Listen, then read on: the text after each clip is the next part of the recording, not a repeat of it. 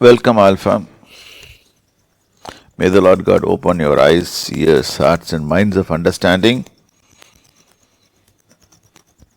so that what He has written we have to understand and do according to the instruction of the Lord God, because He is the owner, He is the creator, He is everything, and He is God.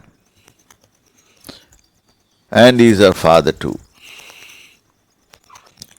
Now, we were meditating on the word Joshua 1:8. அதில் போடப்பட்டிருக்கிறது, இந்த நியாயப்பிரமாண புஸ்தகம் உன் வாயை விட்டு பிரியாதிருப்பதாக. அப்படியே உள்ள வச்சுக்கணும், லாக் பண்ணி வச்சுக்கணும். ரெண்டாவது, இதில் இருக்கிறபடியெல்லாம் செய்ய கவனமாயிருக்கும்படி இரவும் பகலும் அதை தியானித்து கொண்டிருப்பாயாக. God says, ராத்திரியும் பகலும். அப்பொழுது உன் வழியை வாய்க்க பண்ணுவாய், நீ புத்திமானாக நடந்து கொள்வாய். Now let us turn our Bibles to Deuteronomy 6. 1வது வசனத்திலிருந்து வாசிப்போம். வாசிங்க. நீ உன் தேவனாகிய கர்த்தருக்கு பயந்து உயிரோடு இருக்கும் நாளெல்லாம் நீயும் உன் குமாரனும் உன் குமாரத்தியும் நான் உனக்கு விதிக்கிற அவருடைய எல்லா கற்பனைகளையும் கட்டளைகளையும் கைக்கொள்கிறதினாலே உன் வாழ்நாட்கள் நீடித்திருக்கும்படி. கொஞ்சம் ஒரு ஹால்ட் அடிப்போம். அவருடைய இன்ஸ்ட்ரக்ஷன் படி செய்த வாழ்நாள் நீடித்திருக்கும். இங்கே ஒரு பாயிண்ட் எடுக்கலாம். உங்கள் லாங் லைஃப் வாங்கிறதுக்கு லாங்காக மருந்து கொடுத்து இல்லாட்டி அதுக்கு ஒரு டானிக் குடித்து வாழ போகிறதில்ல. அது வேணால் அவனுக்கு கொஞ்சம் கொஞ்சம் ஹெல்ப் பண்ணலாம். ஆனால் உன் தேவனாகிய கர்த்தருடைய வார்த்தையின்படி செய்யும்போது வாழ்நாள் நீடித்திருக்குன்னு அவர் கேரண்டி பண்ணுறார். ரொம்ப கேர்ஃபுல்லாக இருக்கணும். இப்போ சில காரியங்கள் இருக்குது வாழ்க்கையில், நம்ம ப்ராக்டிக்கல் லைஃப்பில் எடுத்து பார்க்கும்போது மெதுவான பிரதி உத்தரம் கோபத்தை அடக்கும்னு போட்டிருக்கு. ஏதாவது பேசினா மெதுவான பிரதி உத்தரத்தை கொடுத்தா நீதிமொழிகளில் போட்டிருக்கும். ஆன்சர். ஒருத்தன் கத்துறான் நம்மளை பார்த்து, அந்த கத்துறும்போது ஒரு ஜென்டில் ஒரு பதில் சொல்லிட்டோம்னா அவன் பேசாமல் போயிடுவான். நம்ம திருப்பி கத்துனோம்னா அதில் சண்டை வரும்.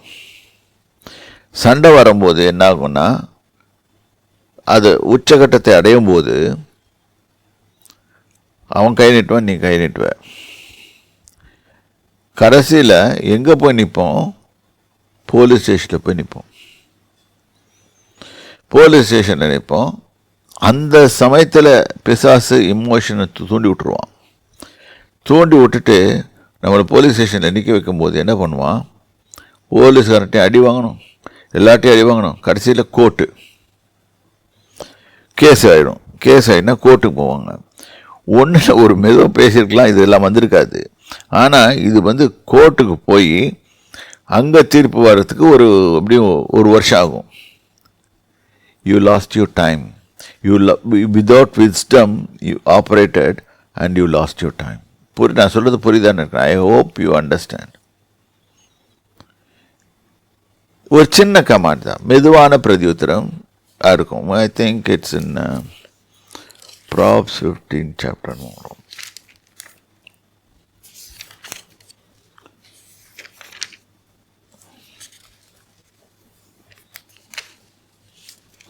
15th chapter. Verse 1. A soft answer turns away wrath, but grievous words stir up anger. அது கூட இன்னொன்று படிச்சிடுங்க.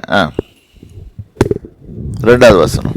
The tongue of the wise utters knowledge rightly, but the mouth of the self-confident fool. Self-confident fool. நீங்க நிறைய பேர் அப்படி இருக்கிறோம். Pours out. நான் இதை செய்திருவேன், அதை செய்திருவேன். நம்மளால் ஒன்றும் செய்ய முடியாது. இதுதான் பிரச்சனை. சரி, இப்போ அவளை தமிழில் படிப்போம்.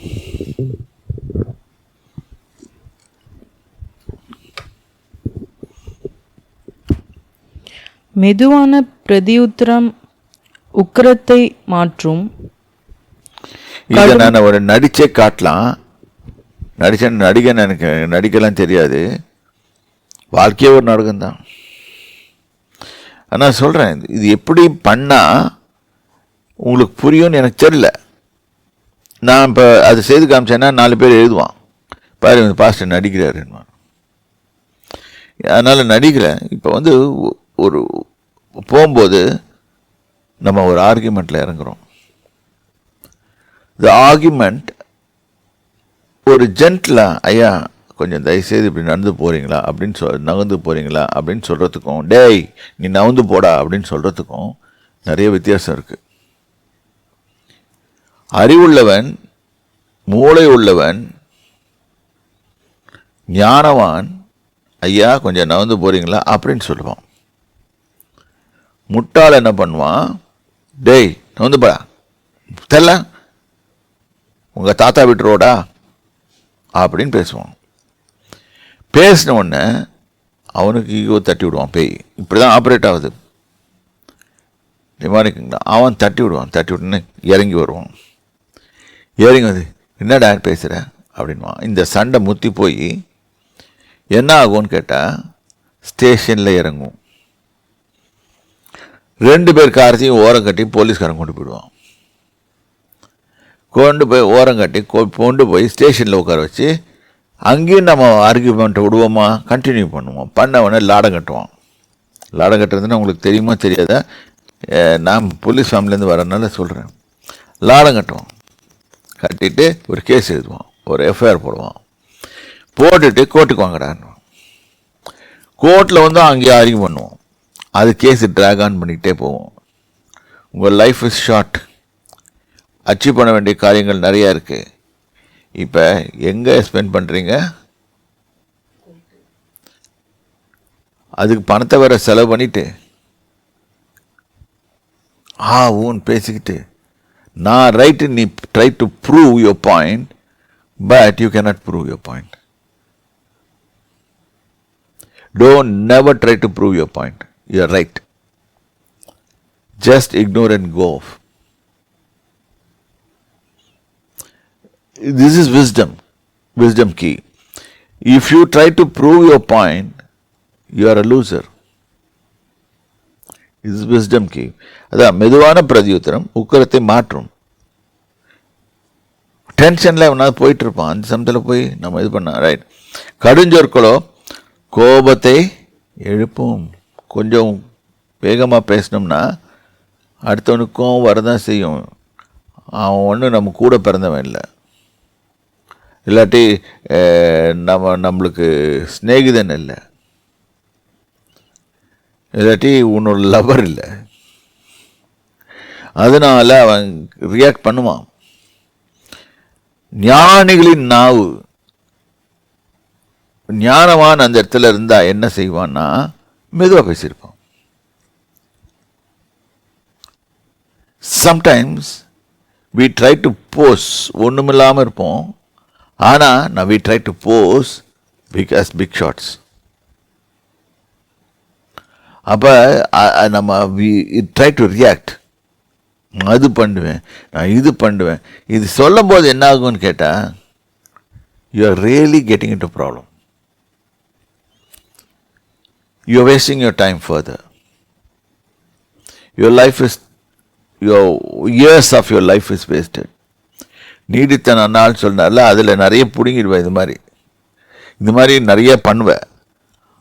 அவர் உனக்கு நிறைய நாள் கொடுப்பார். 100 வருஷம் கொடுக்குறேன்னு வச்சுக்கோ. சண்டை போட்டே 20 வருஷம் கழிச்சுப்பேன்.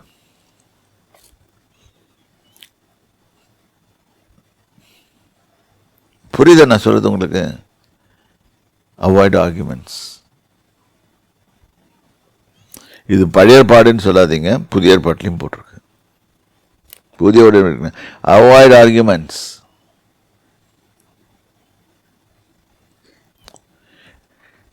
நான் மொபைல் ஃபோன் பற்றி எழுதுனதில் சில கமெண்ட்ஸ் வந்துருக்குது. அந்த கமெண்ட்ஸ் வந்து எல்லாத்துக்குமே மொபைல் ஃபோன் பயன்படுது. ஆனால் டாக்டர்ஸ் என்ன சொல்கிறாங்கன்னு கொஞ்சம் பாருங்கள். மொபைல் ஃபோனை வச்சு படுக்கிறதுனால மூளை அஃபெக்ட் ஆகுது, ஹார்ட் அஃபெக்ட் ஆகுது, உடம்பே அஃபெக்ட் ஆகுது அதில் இருக்க மேக்னெட்டிக் இதனால. அதுக்கப்புறம் என்ன பண்ணுறீங்க, அதையே பார்த்துட்ருக்குறீங்க. உங்கள் திங்கிங் பவரை எடுத்துருது. இதுக்கு பதில் சொல்லுங்கள். உங்கள் திங்கிங் பவர் எடுத்துட்டு ஒவ்வொருத்தரும் தன்னோட அஜெண்டாவை உங்களை ஃபாலோ பண்ண வைக்கிறான். So you are losing your thinking power. Your thinking power is gone means you are already been sold. Sold to an idea or ideology. அங்கே நாக் அவுட் பண்ணோம் ஆஃபீஸர்ஸ்.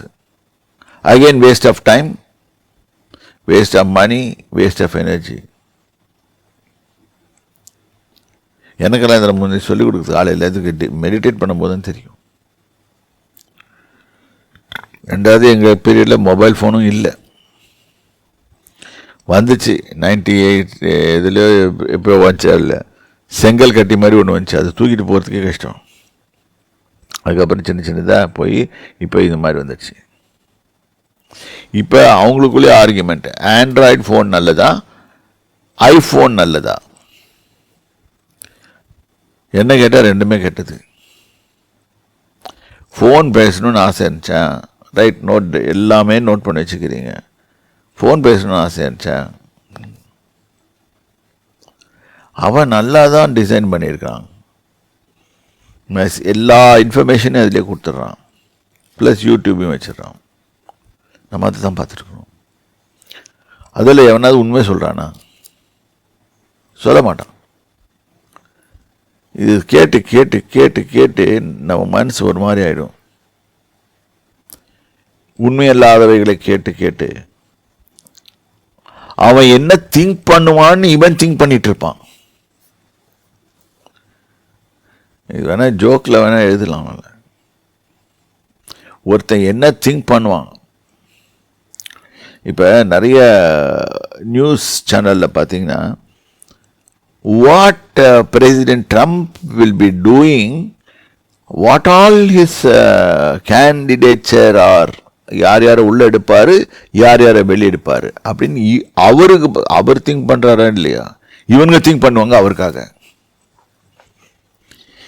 இது வந்து ஞானமுள்ள செய்கையா ஞானமற்ற செய்கையா? யோசனை பண்ணி பாருங்க.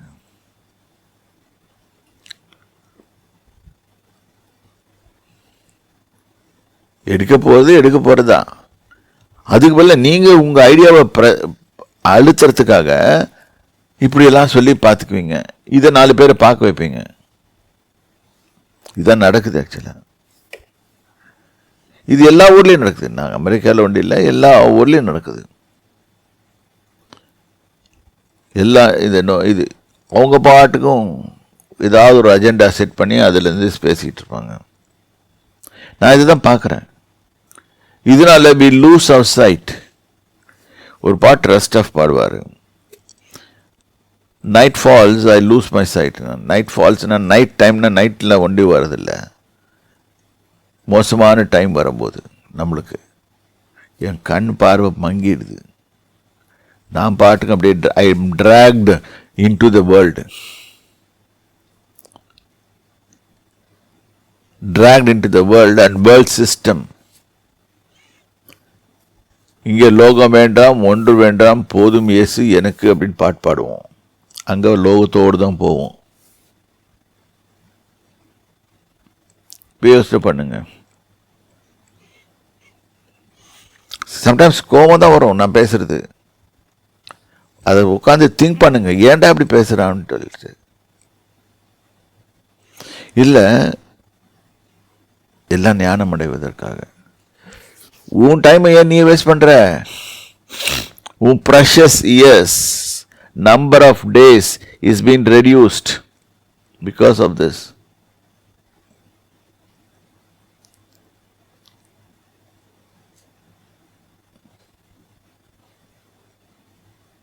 அதனால ஞானம் அடைஞ்சு அவாய்ட் பண்ணுங்க.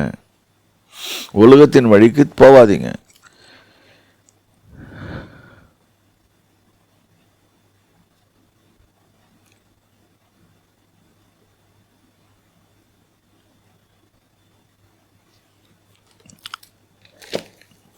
Let us turn our Bibles to Deuteronomy chapter 6.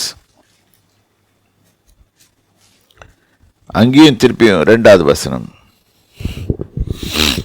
நீங்கள் சுதந்தரிக்கப் போகிற தேசத்திலே கைக்கொள்வதற்காக உங்களுக்கு போதிக்க வேண்டும் என்று உங்கள் தேவனாகிய கர்த்தர் கற்பித்த கற்பனைகளையும் கட்டளைகளையும் நியாயங்களையும் இவைகளே. புதிய ஏற்பாட்டு காலத்துக்கு விசுவாசிகள் இப்படி படிக்கலாம்.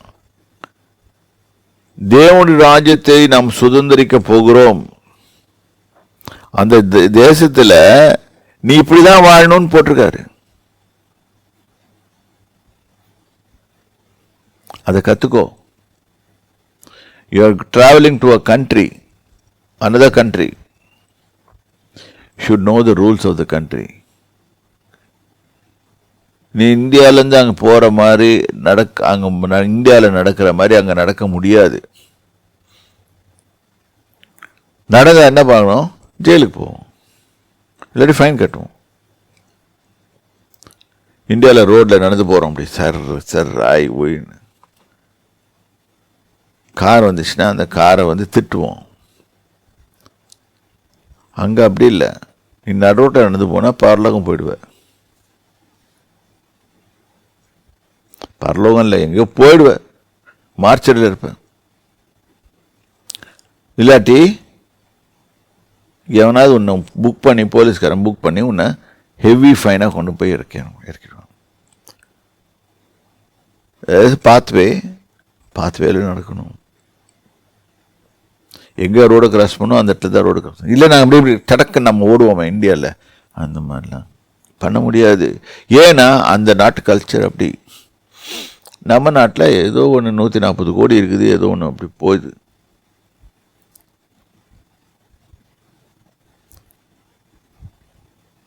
நான் யாரையும் குறைய சொல்கிறேன். நம்ம நாட்டிலேயே இதை கற்றுக்கணும். கற்றுக்கும்போது வெளிநாட்டில் போய் அது செய்கிறது ஈஸியாக இருக்கும். சரி, 3வது வசனம். இஸ்ரவேலே, நீ நன்றாயிருப்பதற்கும் உன் பிதாக்களின் தேவனாகிய கர்த்தர் உனக்கு சொன்னபடி பாலும் தேனும் ஓடுகிற தேசத்தில் நீ மிகவும் விருத்தி அடைவது. அதாவது பாலும் தேனும் ஓடுகிற தேசத்திலே நீ மிகவும் விருத்தி அடைந்து. எப்ப தேவனாய் கர்த்தர்னு சொல்லு பேச கேட்கும்போது,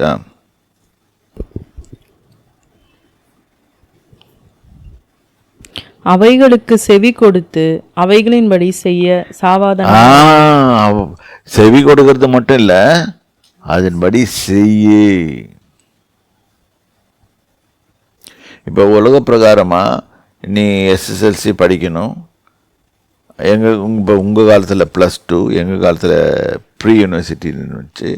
ஸோ அந்த இது, அப்புறம் காலேஜு, அப்புறம் போஸ்ட் கிராஜுவேஷன், அதுக்கப்புறம் உங்கள் டாக்டரேட், இதெல்லாம் பண்ணிவிட்டு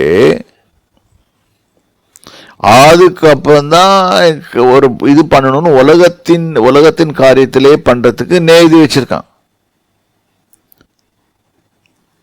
ஆனால் இது எதுவும் உனக்கு சக்ஸஸ்க்கு நேராக கொண்டு போகாது. நேற்று ஒரு ஆர்டிக்கல் படித்தேன். PhD படித்து அமெரிக்காவில் சீட்டு கிடைக்காம சிங்கப்பூரில் போய் உட்காந்துருக்கோம்.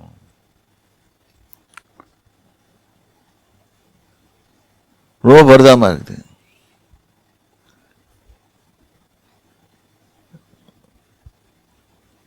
இன்னைக்கு அதுதான் நிறைய பஸ் டிரைவர் கண்டக்டர்லாம் பார்த்தீங்கன்னா போஸ்ட் கிராஜுவேட்டாக இருப்பான்.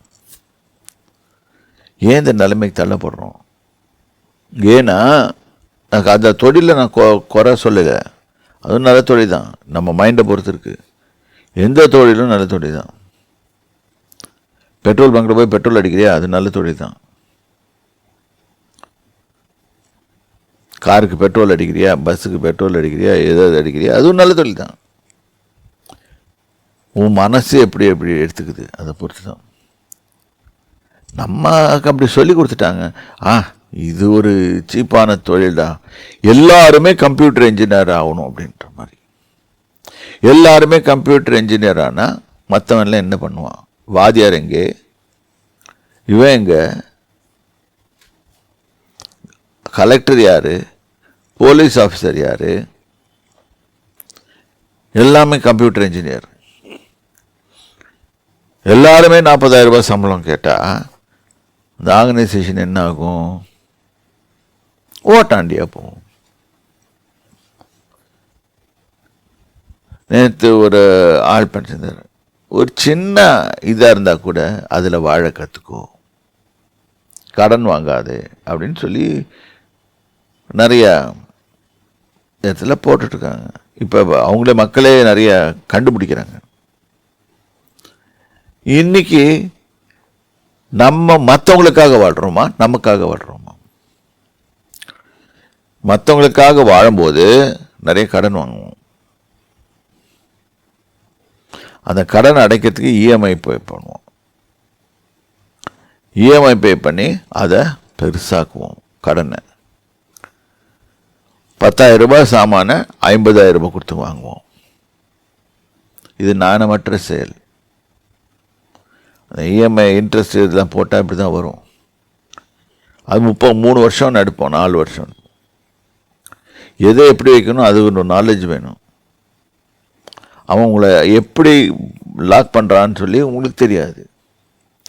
எனக்கு ஃபோனில் வரும், 5 பீஸ் எடுத்தீங்கன்னா 4 பீஸ் உனக்கு ஃப்ரீ அப்படின்வான்.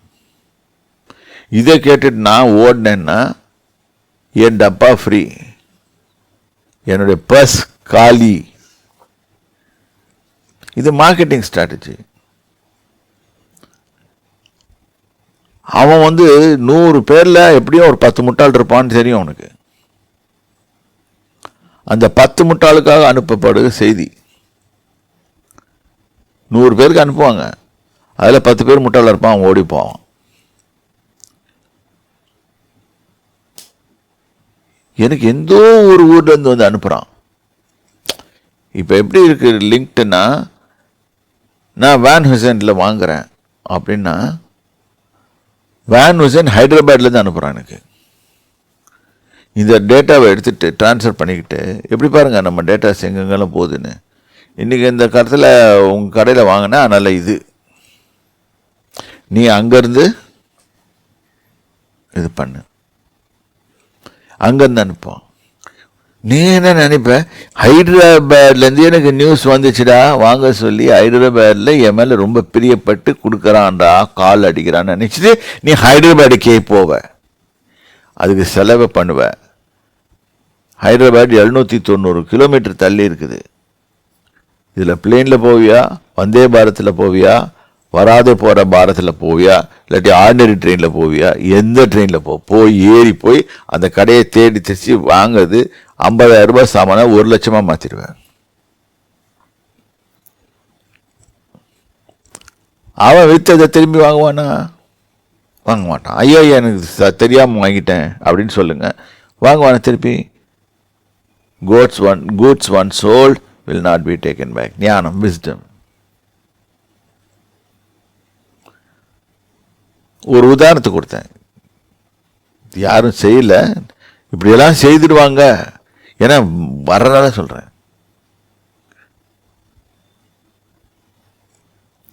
இன்னொருத்தன் சொல்லுவான், உன்னுடைய பணத்தை கொண்டு என்கிட்ட டெபாசிட் பண்ணேன்னுவான்.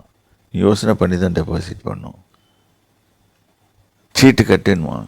சீட்டு கட்டுவேன், ஒரு நாள் அந்த சீட்டோடு அவன் காணாமல் போயிடுவான். காணாமல் போயிட்ட பிறகு நீ என்ன பண்ணுவ? ஐயோ ஐயோ ஐயோன்னு அழுவ. அழுதுட்டு நேரம் எங்கே பண்ணுவேன்? எல்லாம் ஒரு மீட்டிங் போட்டு அதில் ஒரு தலைவர், secretary, president, vice president, secretary எல்லாம் ஒன்றா சேர்ந்து அதில் சண்டை நடக்கும். எலெக்ஷனில் எல்லாம் முடிச்சுட்டு கடைசியில் போலீஸில் போய் சைபர் கிரைமில் கொடுப்பீங்க, இல்லாட்டி வேறு எங்கேயாவது கொடுப்பீங்க. அவங்க எடுத்து ட்ரேஸ் பண்ணி வந்து பார்த்தா அவங்ககிட்ட அவன் எல்லாத்தையும் செலவழிச்சிட்டு போயிட்டுருப்பான். அவன் எத்தனையா பிடிச்சி எங்கே போனான்னு கண்டுபிடிச்சி சட்டப்படி தண்டிக்கிறதுக்கு நாளாகும். அது வரைக்கும் நீங்கள் வைத்தியம் வாய அடிப்பீங்க. உங்கள் கிட்ட நீங்கள் போட்ட பணம் வராது. நீங்கள் 60,000 போட்டிங்கன்னா அதில் 60 ரூபாய் வரும் திருப்பி உங்கள் கையில். ஏன்னா அவன் எல்லாத்தையும் வித்துட்டு இருப்பான். ஞானம் உள்ளவர்களாக செய்யணும். அப்போ அது ஞானம் எங்கேருந்து கற்றுக்கிறோன்னு சொன்னால் வேதத்துலேருந்து எடுக்கிறோம். இப்போ ஐடியாஸ் ஒன்று ஞானம் வந்து மற்றவங்க வாழ்க்கையிலேருந்து எடுக்கலாம், வேதத்தை பார்த்து முதலே கற்றுக்கலாம். சரி, படிங்க. இஸ்ரவேலே கேள், நம்முடைய தேவனாகிய கர்த்தர் ஒருவரே கர்த்தர். நீ உன் தேவனாகிய கர்த்தரிடத்தில் உன் முழு இருதயத்தோடும் உன் முழு ஆத்துமாவோடும் உன் முழு பலத்தோடும் அன்பு கூறுவாயாக. இது எங்கேருந்து வருது? பழைய ஏற்பாட்டிலேருந்து வருது. இதை தான் அந்த இடத்துல சொன்னான். ஆண்டவர் இயேசுகிட்ட வந்து சொல்கிறான், கேட்குறான். அவர் சொல்கிறாரு, எஸ், இதுதான் 10 கட்டளையும் நியாயப்பிரமாணம் இதுக்குள்ள அடங்கி இருக்கு. நீ உண்மையாகவே இங்கே 10 கட்டளையில் ஒரு கட்டளை எடுத்து படிப்போம். 10 கட்டளையில் ஒன்று போட்டிருக்கு, 21 5ஆம் அதிகாரம் 21வது வசனம். உபாகமம் 5:21. பிறனுடைய மனைவியை இச்சையாதிருப்பாயாக, பிறனுடைய வீட்டையும் அவனுடைய நிலத்தையும் அவனுடைய வேலைக்காரனையும் அவனுடைய வேலைக்காரியையும் அவனுடைய எருதையும் அவனுடைய கழுதையும் பின்னும் பிறனுக்குள்ள யாதொன்றையும் இச்சையாதிருப்பாயாக என்றார். பிறனுக்குள்ள யாதையும் இச்சையாதிருப்பாங்க. லிஸ்டே போட்டுட்டாரு. இது வேணான்றாங்க மக்கள். ஏன்னா இவன் இச்சிக்கிறான். நேற்று படித்தோம், அவன் போய் அடுத்தவன் பொண்டாட்டி பின்னால எது குதிரை மாதிரி கணக்கிறான்னு சொல்லி போட்டிருக்கு. அதனால அவன் அடிப்பேன்றாரு அவரு. நீ ஒன்று பண்ணு, உன் பொண்டாட்டி பின்னால போய் குதிரை மாதிரி கணக்க முடியல, கணிச்சா அடிப்பா. அதனால அடுத்தவன் பொண்டாட்டி பின்னால அடிக்கிற. அது ஏன் கணக்கிறாங்கன்னு தெரியல, சிக்னல் போடுக்கு. பிறனுக்குள்ளே எந்த காரியத்தையும் இச்சையாது இருப்பாங்க.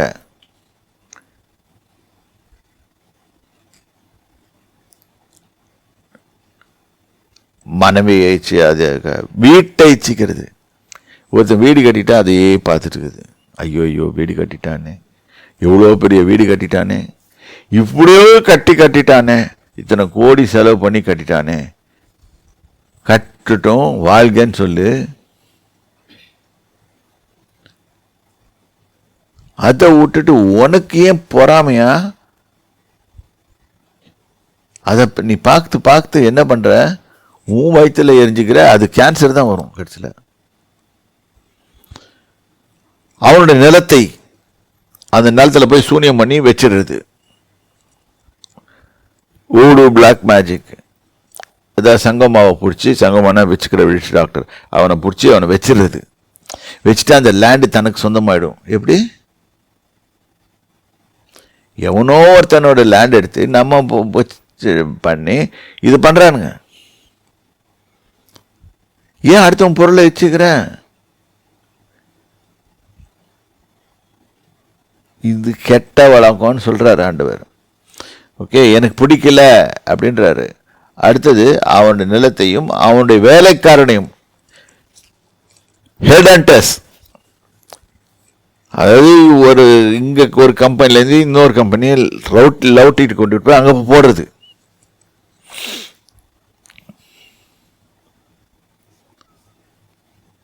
அவங்க வீட்டில் அவங்க வேலை செய்யுது, நல்லா வேலை செய்யுது, அப்படி பிடி. அதை எடுத்துகிட்டு போய்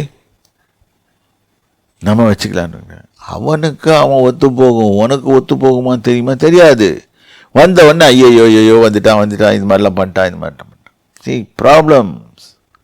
விஸ்டம் இல்லை நம்மளுக்கு. அடுத்தது அப்போ இருக்கிறது அவனுடைய எருதையும் ஓட்டிட்டு வந்துடுறது. எவன் வீட்டிலேயே ஏதோ கிடக்குது.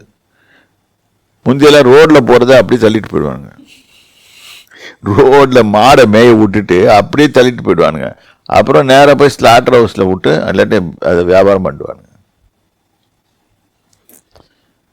அவனுடைய கழுதையும் பின்னும் அவனுக்குள்ள யாதொன்றையும் இச்சியாதிருப்பாங்க. இன்னைக்கு நம்ம பார்வை எப்படி இருக்குது, அவனை எவ்வளோ பண்ணுறது தான் இருக்குது.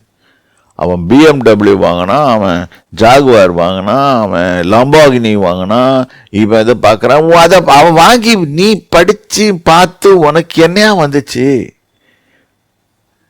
உனக்கும் வேணும்னா நீயும் போய் லம்பாகினி வாங்கு, முடியலன்னா பேசாம இரு. லாம்பாகினி வாங்கிட்டான். அது வாங்கிட்டு 5-10 கோடி இதெல்லாம் வாங்கிட்டு இங்கே கீழே வரும்போது, வாங்கிட்டு வெளியே வரும்போதே 3-4 கோடி அவுட் ஆகிடும். டிப்ரிசியேஷன். மேனுஃபேக்சர்கிட்ட இருக்கும்போது, நல்லா புரிஞ்சுக்கோங்க, மேனுஃபேக்சர்கிட்ட இருக்கும்போது அது 10 கோடி. மேனுஃபேக்சர்கிட்டருந்து ஷோரூம்க்கு வரும்போதே அப்படியே மேலாக அது still under control of manufacturer. அதனால அது 10 கோடி ஆல்ரெடி இறங்கி போச்சு வேலை. அப்புறம் ஃபஸ்ட் ஹேண்டு மாறிச்சு.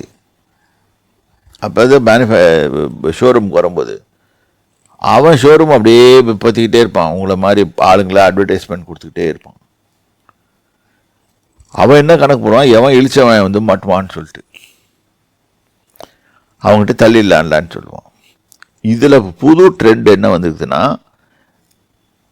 இந்த காரை வாங்குவதற்கு யார் தகுதி உள்ளவர்கள் என்று தேடி பார்க்குறேன். இப்படியெல்லாம் சொல்கிறது எதுக்கு தெரியுமா? Marketing strategy. நான் ஒரே வார்த்தை சொல்கிறேன், உன்னுடைய சீட்டு வந்து வேற எங்கேயும் உட்காராது, வேற எந்த கார்லையும் உட்காராதா? லோம்பாகினி தான் தேவையா? இப்படி யோசனை பண்ணோம்னா நீ நல்லா இருப்ப. இது மாதிரி இல்லாமல் நான் லாம்பாகினிக்கு தான் போவேன்னு சொன்னால் அதை வாங்கிட்டு அது ஓட்டக்கூட முடியாது உன்னால.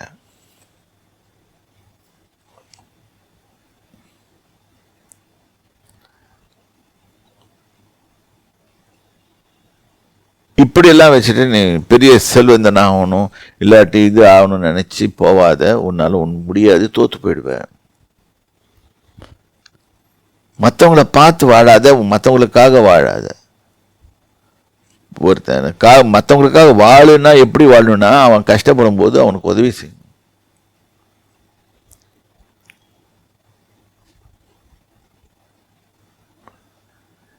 உன்னுடைய ஏழை சகோதரன் இருக்கிறான், அவன் பரிதாபமாக இருக்கிறான், அவனை பிடிச்சி அட்வைஸ் பண்ணி தூக்கி விடு. கொடுக்கல நான் ஏதாவது ஒன்று பண்ணு. இல்லாட்டி ஒரு கிளவி ரோடை கிராஸ் பண்ணுறதுக்கு கஷ்டப்பட்டுருக்கா, கிராஸ் பண்ணி விடு, நல்லது. கிளவியை போய் நடுரோட்டில் போய் பஸ் முன்னால் தள்ளி விட்டுறாத.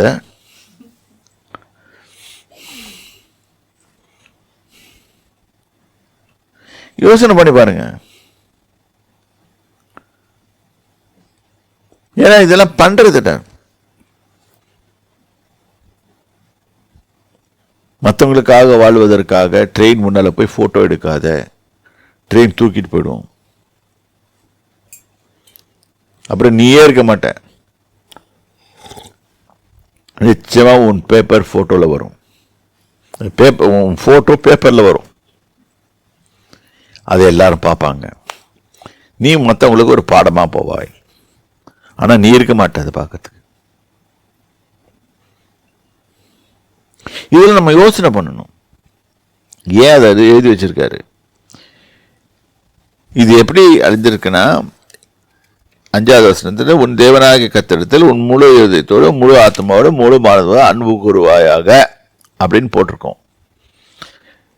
இதுக்கு ஒப்பான இன்னொரு கட்டளை இருக்குதுன்னு இயேசுநாதர் சொல்றாரு. உன்னிடத்தில் அன்பு கூறுவது போல பிறரிடத்திலும் அன்பு கூறுவாயாக. அதுல தான் இதெல்லாம் வருது. முதல் 4 கட்டளைகள் 10 கமாண்ட்மெண்ட்ஸ்ல இருக்க 4 கட்டளைகள் இதில் வந்து அடங்கிடும். உன் தேவனாகிய கர்த்தரிடத்தில் முழு இதயத்தோடும் முழு ஆத்மாவும் முழு பாரதோடும் அன்பு கூறுவாயாக, அதில் அடங்கிடும் 4 கட்டளையும். மிச்சம் 6 கட்டளையும் எதில் வந்து அடங்குதுன்னு சொன்னால், உன்னிடத்தில் அன்பு கூறுவது போல பெண்ணத்தில். அதனால தான் கட்டளை என்னைக்கு அமெரிக்காவில் கட்டளையை தூக்கி எடுத்தாங்களோ அங்கே ப்ராப்ளம் வந்துடுச்சு. நம்ம பைபிளில் கட்டளையே இல்லைன்னு சொல்லிட்டு போயிடுறோம். இயேசுநாதர் போட்ட கட்டளைகள்லாம் பயங்கரமாக இருந்துச்சு.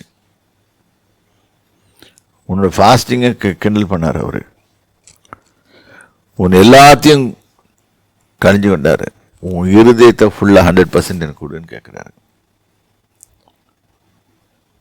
இது புதிய உடன்படிக்கையில.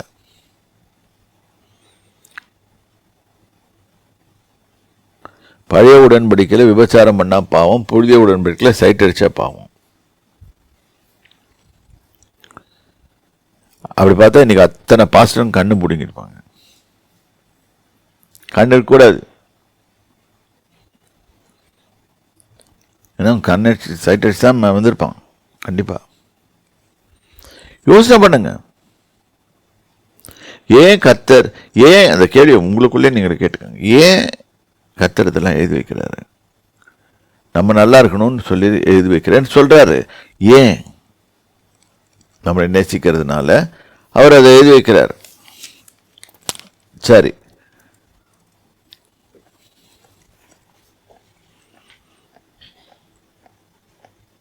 6வது வசனம். இன்று நான் உனக்கு கட்டளையிடுகிற இந்த வார்த்தைகள் உன் இருதயத்தில் இருக்க கடவது. திருப்பியும் ஏன் அதை சொல்லிக்கிட்டே இருக்கிறாரு? ஒரு தடவை சொல்லிட்டா போதும். ஆனால் நிறைய தடவை சொல்கிற பொழுது அந்த வசனம் உறுதிப்படும். திருப்பியும் அதை சொல்கிறேன். நான் சொல்கிறத உன் இருதயத்தில் வச்சுக்கோ. உன் இருதயத்தில் வச்சுக்கோ, வேற எங்கேயும் வைக்காத, உன் இருதயத்தில் வச்சுக்கோ. இருதயம் தான் ஸ்டோரேஜ். சப்கான்ஷியஸ் மைண்டுன்னு ஒன்று நம்மளுக்கு இருக்குது. எவனாவது ஒருத்தன் ஒன்று திட்டான்னு வச்சுக்கோங்க, இந்த இருதயம் பயங்கரமாக வேலை செய்து அதை ரிசீவ் பண்ணி உள்ளே வச்சுக்கும் சப்கான்ஷியஸ் மைண்டில். எப்பயாவது ஒரு 10-15 வருஷத்துக்கு அப்புறம் அவனை பார்க்க போகிறேன்னு சொன்னால் அப்போ இந்த நினைவை தூண்டுவோம். என்னது? உயிர்தயம். அன்னைக்கு உன்னை திட்டினான்டா, அதனால் இன்றைக்கி அவனை ஏதாவது ஒன்று பண்ணு. எங்கே இருக்குது அது? அந்த தாட்ஸ் எங்கே இருக்குது? இருதயத்தில் இருக்கு. இது இருக்குது. இது எத்தனை பேருக்கு தெரியும்? மறந்து போச்சுன்னு நினைப்போம் நம்ம. ஆனால் உள்ள வந்து வெளியே வரும் சார்.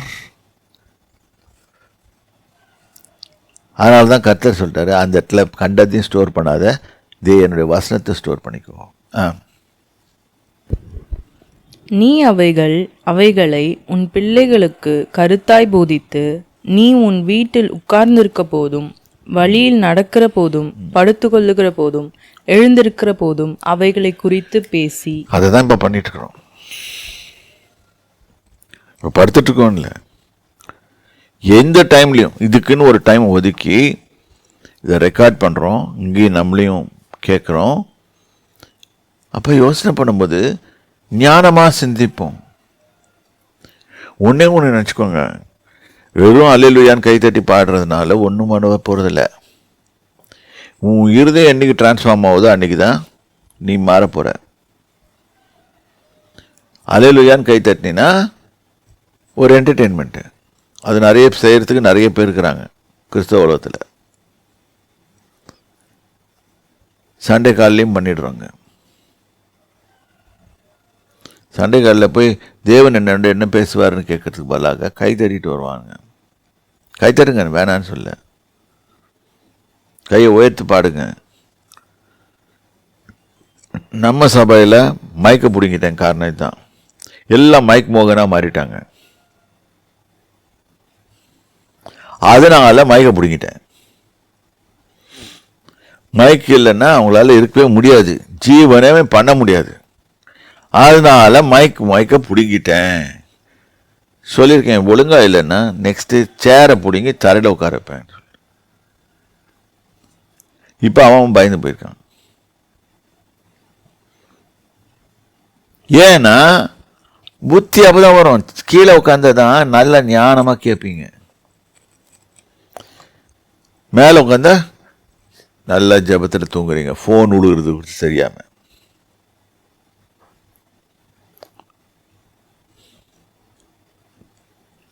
அந்த ஃபோன் உழுகும் போது கூட என்னை பாருன்னு சொல்லிட்டு தான் உழுகுது. அது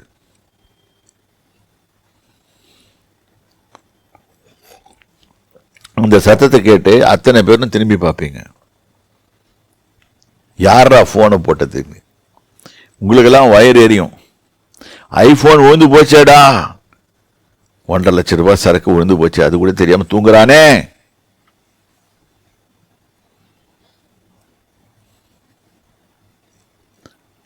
கடைசியில் அவனே பயந்துருவான். பயந்து ஐயோ ஐயோ வீட்டுக்கு போனா இருக்குது பொண்டாட்டிக்கிட்ட.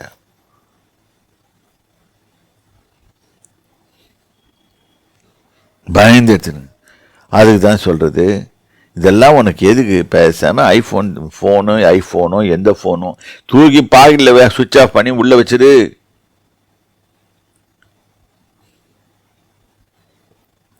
ஞானம் உள்ளவங்க சொல்றது கேட்கணும். பிள்ளைகள்னு போட்டு பிள்ளைகளுக்கு கருத்தாய் போதித்து சபைக்கு வரும்போது என்ன செய்யணும்னு போதிக்கணும்.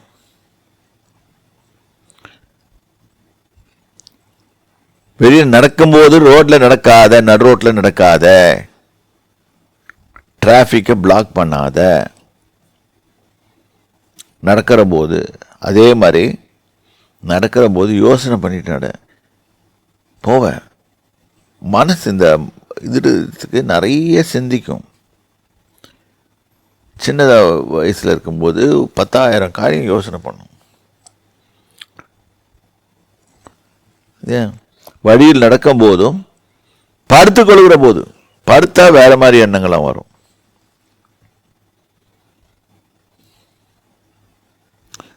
ஒன்று என்ன சொல்லணும், நாளைக்கு இவனை கவுக்கணும்னு ஐடியா வரும். படுத்த உடனே என்ன இப்போ ஃப்ரீயாக திங்க் பண்ணுது, வேலை செய்யலை. எப்படி ஒருத்தனை கவுக்கணும், எப்படி ஆட்டையை போடணும், எதை பண்ணணும், இதை பண்ணணும், இப்படிலாம் யோசனை பண்ணிட்டு இருப்போம். அவன் எப்படி பேசிட்டான் நம்மளை, அவனை விட்டுலாமா? அவனை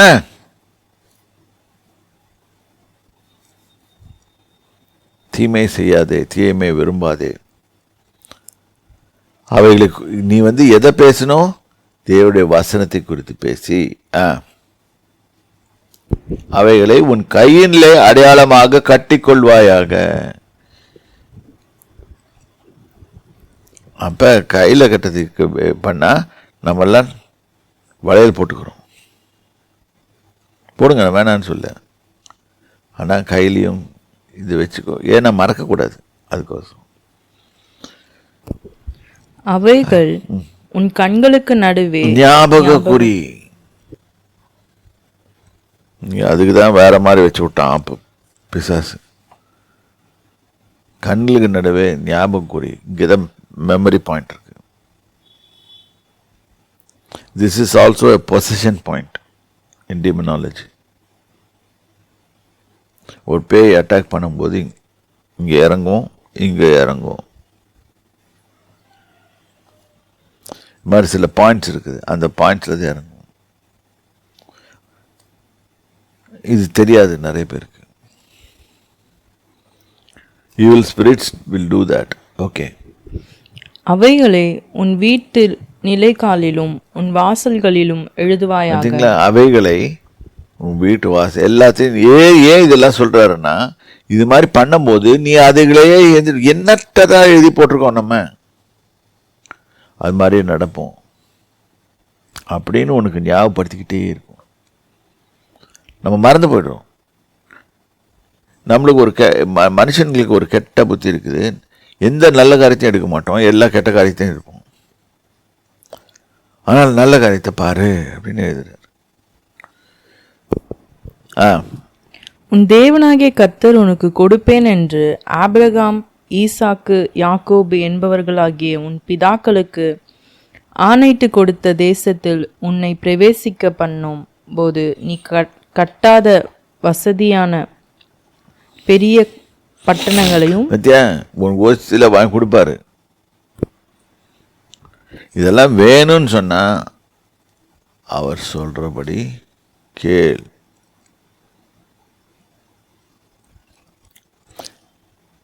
Just because a person is drawing 100,000 as salary per month, he cannot build a house.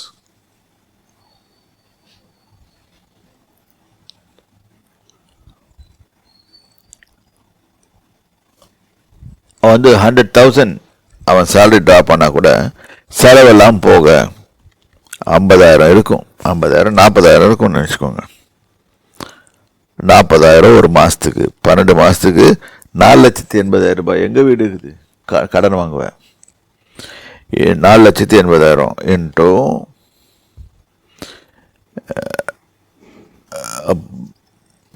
Sorry 40,000 into 12, 4,80,000 into 50 வருஷம் போடு. அப்போ ஒரு வீடு வாங்கலாம் 2,40,00,000. அப்பவும் கஷ்டம். ஆண்டவர் கொடுக்குற ஞானத்தை உபயோகிச்சுட்டா எல்லாமே ஈஸியாக வரும். அது ஏன்னு சொல்கிறதில்ல. ஏன்னா சொன்னால் அதுக்கு கமெண்ட் அடிப்பாங்க 4 யூடியூப் பசங்க. அவங்க தேவனையும் நம்புறதில்லை, யாரையும் நம்புறதில்லை. ஆனால் சும்மா கமெண்ட்டை விடுறதுக்கு பாருங்க. ஆனால் எல்லாருக்கும் வீடு வாங்கணும்னு ஆசை.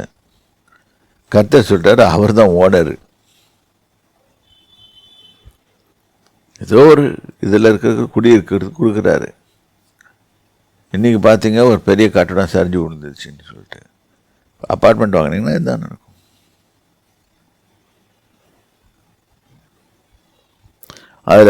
அதில் 2 கோடி 3 கோடி போட்டவன் என்ன ஆகும்? இப்போ சேவிங்ஸ் எல்லாம் உயிர் போய் தப்பிச்சுன்னா போதும். யோசனை பண்ணுங்க. இன்றைக்கி இதோட முடிப்போம், மிச்சத்தை படுப்போம். கர்த்தர் உங்களுக்கு ஞானத்தை கொடுத்து அவருடைய வார்த்தைகளை கை கொள்வதற்கு. ஏன் இதை தான் பேசுகிறேன்னா, அவருடைய வார்த்தைகளை பிடிச்சிக்கோங்க. அவைகள் உங்களை கரை சேர்க்கும். அதை ஊட்டிங்க, அது உங்களை இதில் படித்தோம் நீதிமொழிகளில். நீங்கள் அதை பூட்டிங்க, அது உங்களை விட்டுடும். ஆபத்தில் நீங்கள் இருக்கும்போது சிரிக்கும், ஆகடியம் பண்ணும். ஞானமாக நடந்துக்கோங்க. நாளைக்கு எல்லாம் மாதிரி. ஏன்னா பைபிளை யாராவது ஃபுல்லாக படிச்சிட்டேன்னு சொன்னான்னா அவனை மாதிரி ஒரு முட்டாள் யாரும் கிடையாது. நான் நிறைய தடவை படிச்சிருக்கேன். நான் படிக்காத டைம் எக்கச்சக்கமாக படிச்சிருக்கேன் இதில். ஆனால் ஒன்றும் புரியுறதில்லை. எப்படி புரியுறதில்லைன்னு சொன்னால், ஒவ்வொரு முறையும் ஒவ்வொரு நிறைய உண்மைகளை கொண்டு வரும் அந்த புக்கு.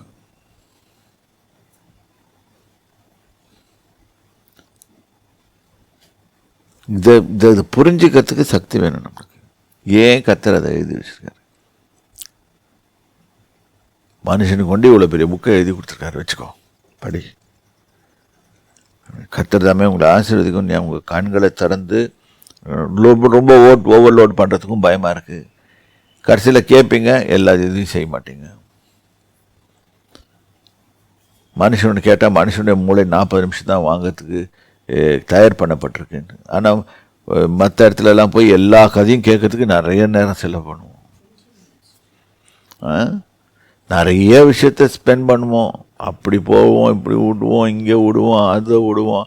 அரசியல் பேசுகிறதுக்கும், இது பேசுகிறதுக்கும், சினிமா பற்றி பேசுகிறதுக்கும் எக்கச்சக்கமாக ஸ்பெண்ட் பண்ணுவோம். ஐயோ அவன் வீடு வாங்கிட்டான்னு சொல்கிறதுக்கு 2 மணி நேரம் பேசுவோம்.